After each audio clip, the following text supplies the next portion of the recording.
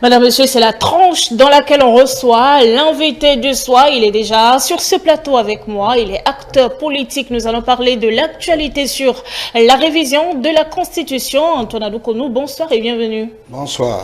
Vous êtes acteur politique et avec vous, justement, c'est de ce sujet-là qu'on va parler ce soir. On va parler de la révision de la Constitution. Quand est-ce qu'une nation, quand est-ce qu'un pays doit-il réviser une constitution? C'est le sujet qui va alimenter les échanges de ce soir. Antoine Adoukonou, j'ai envie de vous faire une première question. Que représente pour vous la constitution d'un pays? Très bonne question, et parce qu'il faut connaître ce que c'est que la constitution d'un pays. Bien sûr. Avant de mieux comprendre sa révision. Une constitution, si nous allons la définir d'abord au sens juridique, je dirais que c'est un document qui décrit le contrat social entre le peuple et ses agents d'exécution, l'agent d'exécution du pouvoir du peuple. Parce que nous avons l'habitude de dire que le pouvoir appartient au peuple, que le peuple est souverain. Bien sûr. Mais malheureusement, ce peuple souverain n'exerce pas directement la souveraineté. La souveraineté est exercée par délégation. Donc, le peuple est souverain, mais il définit et le pouvoir passe de sa main à des agents d'exécution. D'accord? À partir de ce moment, on crée la Constitution qui va donc être l'ensemble des lois fondamentales qui va organiser l'État, qui va définir les institutions de l'État, le pouvoir exécutif, le pouvoir législatif, le pouvoir judiciaire, et qui va aussi garantir les droits et les libertés des citoyens, pour que le titulaire ne soit pas vu devant l'arbitraire à une utilisation abusive du pouvoir qui est le sien, qui est le pouvoir du peuple. Donc le peuple passe le pouvoir à ses agents d'exécution, mais en mettant des limites dans ce document que nous appelons la Constitution. Bien sûr, Antoine Adoukonou, c'est un document assez précieux, très important, une nation, un pays, et c'est un travail minutieux qui aboutit justement à la conception de ce document. Au fil du temps, quelles sont les raisons qui pourraient amener à penser à une révision de cette Constitution, de ce document précieux? Voilà, c'est une question assez pertinente, et j'ai l'impression que ne comprenant pas aussi bien cette question, parfois le mot révision, constitution fait peur, effraie des gens. À tort ou à raison, puisque je vous ai dit tout à l'heure que c'est dans la constitution que les pouvoirs sont organisés, que les droits et les libertés des citoyens sont garantis. Donc en voulant toucher à un tel document, c'est normal que ça suscite l'attention de tout le monde. Mais il faut quand même que nous essayions de comprendre un peu l'utilité d'une révision constitutionnelle.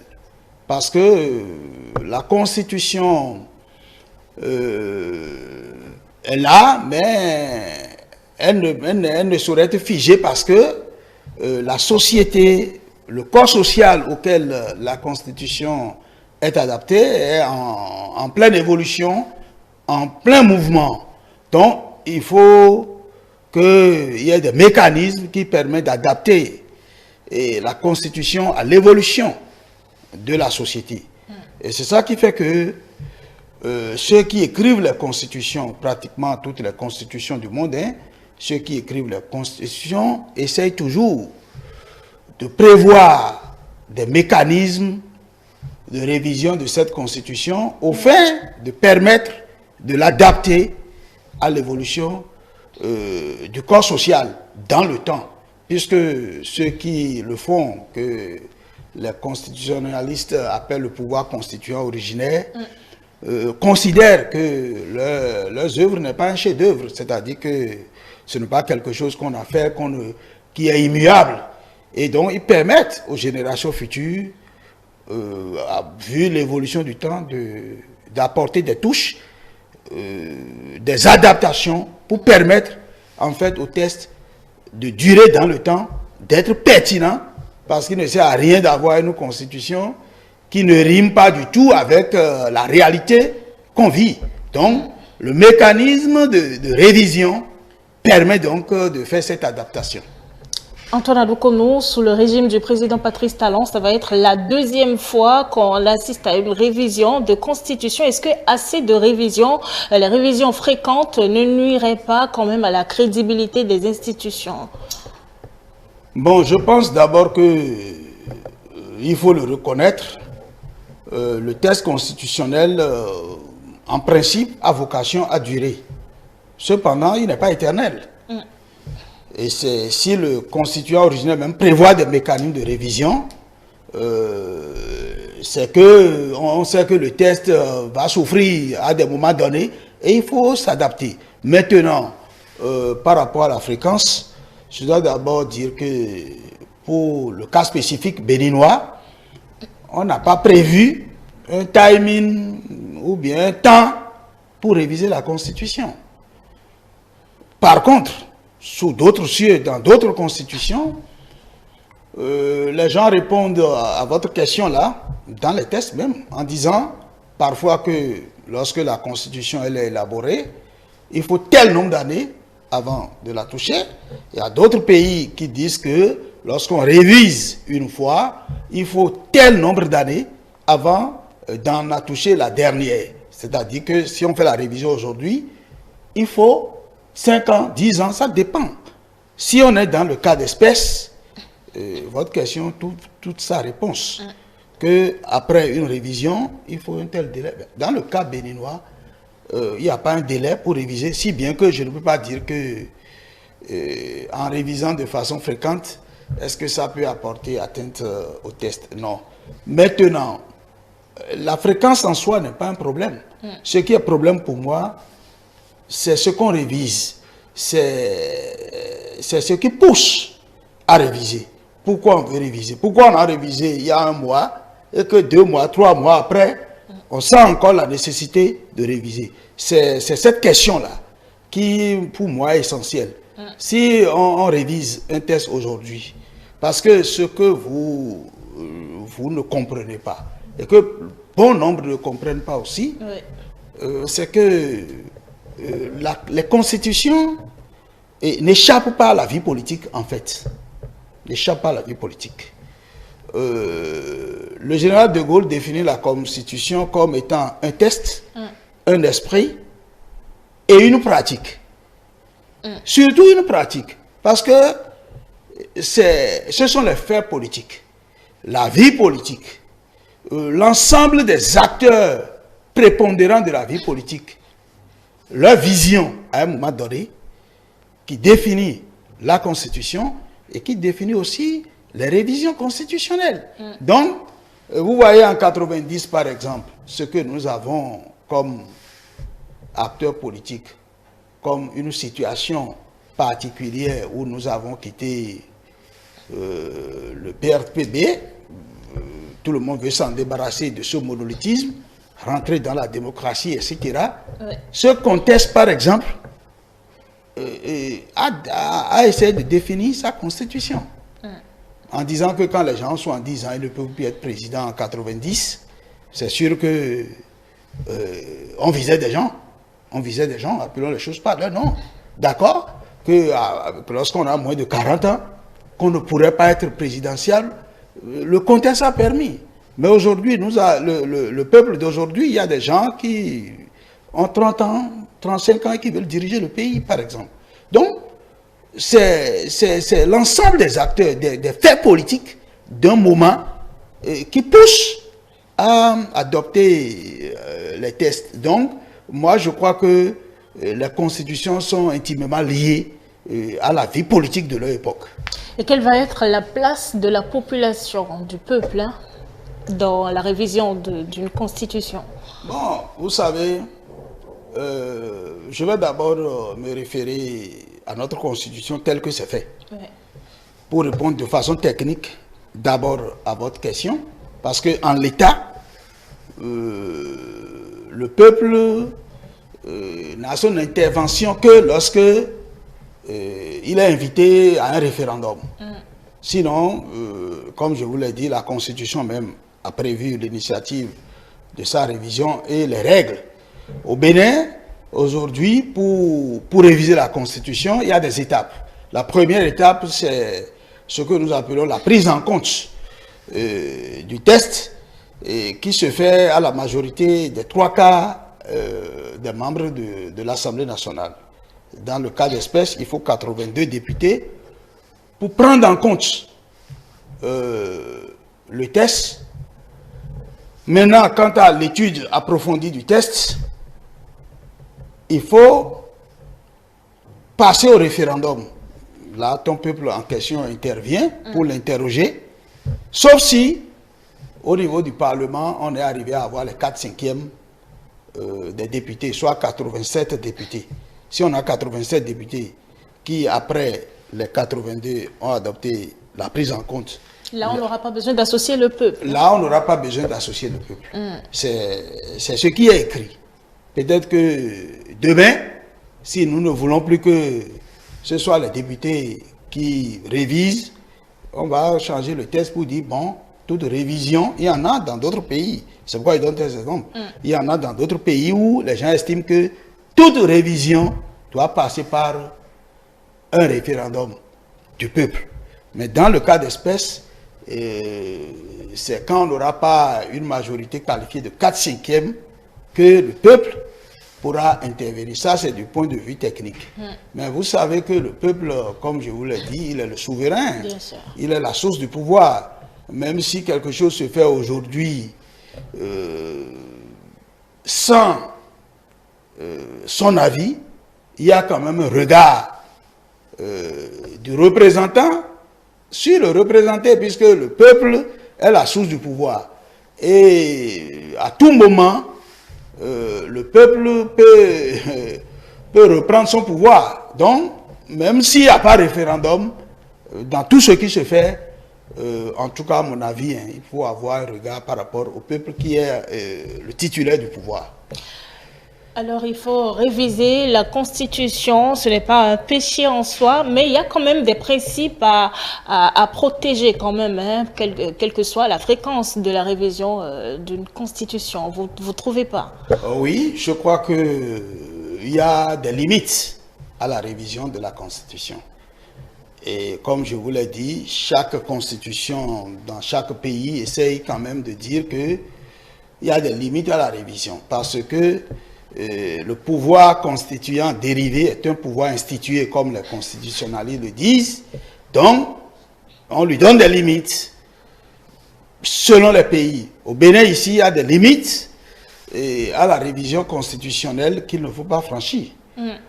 Dans le texte intégral de la Constitution elle-même, on a dit qu'aucune révision ne peut porter atteinte à l'intégrité du territoire national.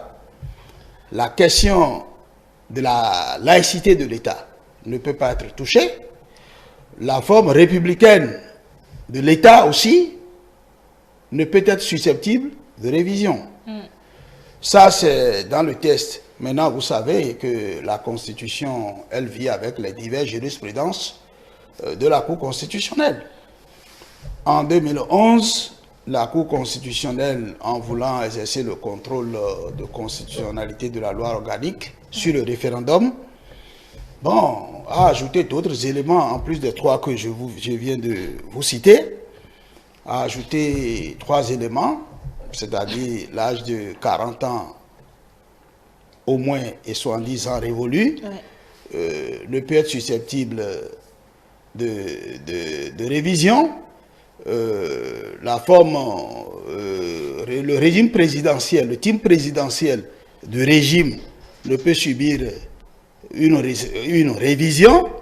Et puis le mandat de 5 ans, renouvelable une seule fois, aussi ne peut subir de révision. C'est la Cour même qui a ajouté ces éléments aux 3 autres éléments qui sont dans la Constitution. Donc, sauf revirement de jurisprudence exceptionnel, les 3 éléments dont je viens de citer, plus les éléments intangibles de la Constitution elle-même, ne peut être objet de révision de la loi constitutionnelle du Bénin.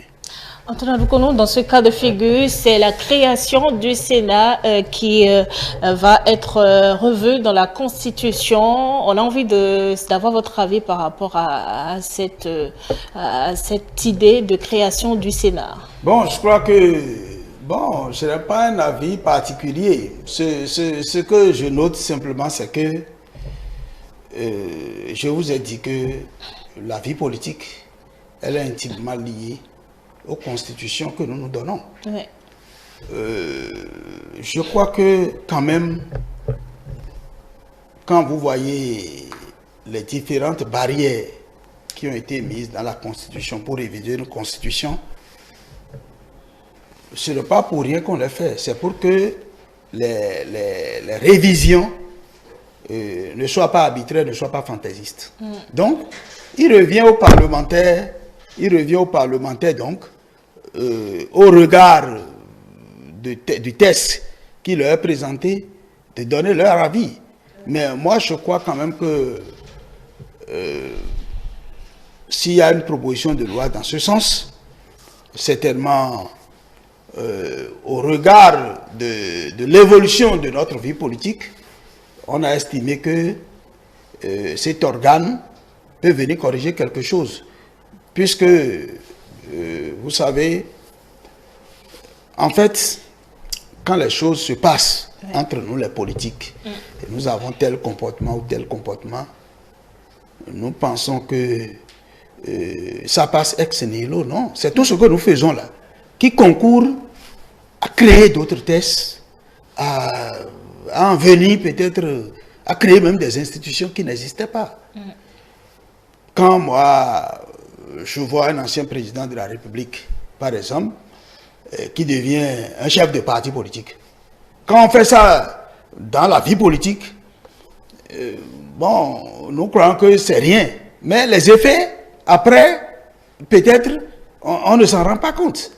Si aujourd'hui, on a créé un Sénat pour dire que bon, les anciens chefs d'État n'ont qu'à aller se reposer là-bas, en tout cas, n'ont qu'à aller rester dans ce cadre-là pour réfléchir par rapport au pays, peut-être que c'est le code des comportements, à tort ou à raison, des travers, que peut-être un ancien chef d'État qui devient président de parti politique, quelqu'un qui peut être consulté face à des situations difficiles du pays, alors qu'il a déjà une position tranchée, sa neutralité est remise en cause. Quand on observe tout ça là, d'accord, on peut en arriver à dire, bon, qu'est-ce qu'il faut faire pour éviter ces choses? Il faut par exemple créer une institution où il est membre de droit, il est d'office, et il va rester là maintenant pour mieux apporter ses expériences de façon neutre à la vie du pays. C'est un exemple que je donne. Je ne dis pas nécessairement que c'est ça. Mais je dis, lorsque nous sommes des acteurs politiques, les comportements que nous adoptons peuvent amener le législateur à penser, à introduire de nouveaux droits, de nouvelles institutions dans notre vie politique. Vous voyez, on a dit qu'il faut équilibrer les pouvoirs. Donc ça veut dire qu'à l'épreuve du temps, certainement, on a compris que, bon, malgré le principe de la séparation des pouvoirs, il y a peut-être une utilisation abusive du pouvoir dans certaines institutions et il faut rechercher un équilibre, par exemple. Donc, de façon globale, je ne voudrais pas rentrer dans le fond de cette institution, mais je dis que dès que la vie politique évolue avec des comportements qui ne disent pas leur nom, attendons-nous à ce que tout le temps, les révisions, par exemple, interviennent, que les lois soient modifiées dans un sens ou dans l'autre, et qu'on est obligé de subir, hein, parce que nous avons choisi. Donc, j'invite les acteurs politiques que nous sommes à la responsabilité. Parce que si nous avons des... Vous avez vu, par exemple, dans les tests de la Sénat, là, du Sénat, on dit déjà qu'il faut des trêves politiques. Ça veut dire que on a vu que tout le temps, l'animation de la vie politique se fait sans un minimum de respect pour le peuple lui-même. Je m'appelle parti politique, c'est fini, ça suffit pour que tout ce qui est même bien fait pour le pays, je dis que non, rien n'est fait. Et qu'on reste dans ce champ-là pendant tout le mandat qu'un président fait pour l'empêcher de bien travailler. Quand nous sommes dans un environnement pareil, sur plusieurs années, ça peut amener. Le législateur a dit, mais qu'est-ce qu'on fait pour que quelqu'un qui est au pouvoir, quand même, ait un minimum de marge de manœuvre pour mener à bout la politique de la nation. D'accord? Comme le dit un peu le président Yahya Boni, si votre candidat ne passe pas là, laissez le temps au candidat qui est passé pour qu'il exerce son mandat. Donc, il ne l'a pas dit pour rien. C'est au vu des remarques que Yahya Boni a fait qu'il a dit cela. Et si le législateur en vient encore à chercher à encadrer cela, c'est aussi au regard d'un certain nombre de comportements que nous-mêmes, acteurs politiques, nous avons. Donc, si nous ne voulons pas qu'on révise tout le temps la Constitution, si nous ne voulons pas qu'on nous crée des institutions, comportons-nous bien aussi pour ne pas donner la raison à ceux qui pensent que la vie politique n'est pas du tout moralisée. Antoine Adoukonou, la révision de la Constitution, cette révision de la Constitution intervient à quelques mois seulement de l'élection présidentielle de 2026. Il y a l'opinion publique qui estime que c'est intentionnel et que cela serait en faveur du président Patrice Talon. Que diriez-vous? Bon, je ne voudrais... Ce que je vais dire, et qui est tout aussi simple, que ça soit ça, ou que ça ne soit pas ça, ce qui est sûr, si les rapports de force sont en faveur du test, il sera voté. Il sera voté. C'est pourquoi je vous ai dit que les députés à l'Assemblée nationale ont une lourde responsabilité dans l'étude du test. Puisque si le constituant a choisi une révision rigide, c'est-à-dire difficile à réviser notre constitution, parce qu'il faut 3/4 pour la prise en compte, il faut 4/5 pour l'étude approfondie et l'adoption si on ne veut pas passer par le référendum. Si le constituant a fait cela, c'est pour que les tests ne passent pas de façon fantaisiste pour être au service d'un individu, mais qu'il soit au service du peuple.